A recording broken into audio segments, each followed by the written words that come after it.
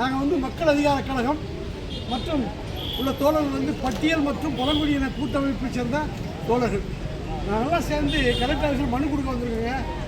இந்த மனுவுடைய சாராம்சம் என்னென்னா, மானாமதுரை சேர்ந்த ஆகாஷ் டெலிக்ஸ் என்கின்ற என்ஜினியரிங் படித்த மாணவனை போலீஸ் விசாரணை என்று கூட்டு போய் லாக்அப் கொலை செய்து விட்டார். இன்றைக்கு அந்த பணம் புதைக்கப்படலைங்க. அந்த பையனுடைய பணம் மதுரை பெரியாஸ்பத்திரியில் மார்ச்சுவரியில் இருக்கு. 100வது நாள் இன்றைக்கு. எனவே 100வது நாளில் அரசு கவனத்தை ஈர்க்கும் வகையில் இந்த மனு கொடுக்குறோம். இங்கே தேனி மாவட்ட கலெக்டர் மட்டும் கொடுக்கல, தமிழ்நாடு முழுக்க எல்லா மாவட்ட கலெக்டர்கிட்டையும் மனு கொடுக்கின்ற ஒரு போராட்டத்தை அறிவித்து நாங்கள் செய்து கொண்டிருக்கிறோம். என்னவென்று சொன்னால், ஒரு ஆக்சிடென்ட், ஒரு போராட்டம், ஒருத்தர் செத்து போயிட்டார். இதை உடனடியாக அரசு நடவடிக்கை எடுக்க வேண்டுமானால் நாங்கள் பணத்தை வாங்க மாட்டோம், பாடியை வாங்க மாட்டோம் என்று சொல்வது செய்வது ஒரு போராட்டம். அந்த போராட்டம் 100 நாட்களாக புணமாவே நிற்குது மார்ச்சுவரியில். தாய் தாப்பை கதி என்ன ஆகும், சொந்தக்காரன் நிலைமை என்ன ஆகும், கத்தி கதறான். கோர்ட்டில் சொல்லிட்டாங்க அந்த போலீஸ்காரன் மேலாம் கேச போடியான்னு. எந்த நடவடிக்கையும் இல்லை. போன ஆட்சியில் அப்படிதான் இருந்துச்சு. 100 நாள் ஆட்சி தெரியும்ல, ஸ்டாலின் ஆட்சி அப்படிதான் இருந்துச்சு.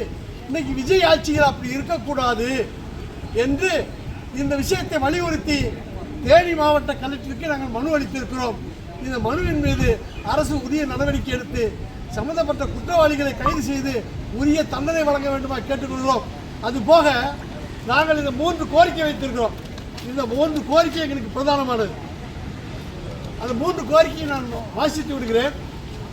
கோரிக்கைகள்: 1, மதுரை உயர்நீதிமன்ற கிளையின் உத்தரவுப்படி கொலை வழக்கு மற்றும் எஸ்சி வன்கொடுமை வழக்கில் 16 காவலர்கள் பெயரை சேர்த்து உடனடியாக கைது செய்து சிறைப்படுத்த வேண்டும். 1. 2, போலீஸ் விசாரணை அனைத்தும் வீடியோ பதிவு செய்யப்பட வேண்டும். அனைத்து போலீஸ் நிலையங்களிலும் கேமரா பொருத்தப்பட வேண்டும் என்ற நீதிமன்ற வழிகாட்டுதலை கராராக அமல்படுத்த உத்தரவிட வேண்டும். உத்தரவை மதிக்காத காவல் நிலைய ஆய்வாளர் மீது உடனடியாக நடவடிக்கை எடுக்க வேண்டும். 2.